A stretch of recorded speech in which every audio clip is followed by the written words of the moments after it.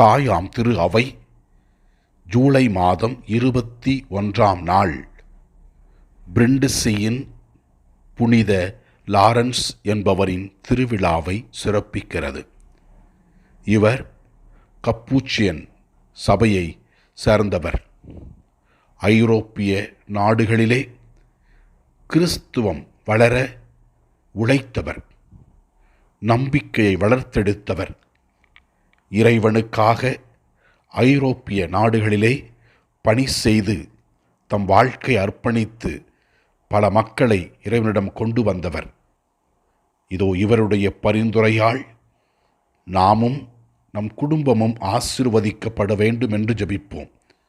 இவரைப் போல நாமும் கிறிஸ்துவில் நம்பிக்கை கொண்டு நம்மோடு வாழ்கின்ற மக்களுக்கும் நாம் வாழ்கின்ற இடங்களிலும் கிறிஸ்துவின் மதிப்பீடுகளை வளர்க்க இறைவனிடத்தில் ஜெபிப்போம். இவருடைய பரிந்துரை வழியாக நாம் ஆசீர்வதிக்கப்பட வேண்டும் என்றும் நம் குடும்பம் ஆசீர்வதிக்கப்பட வேண்டும் என்றும் ஜெபிப்போம்.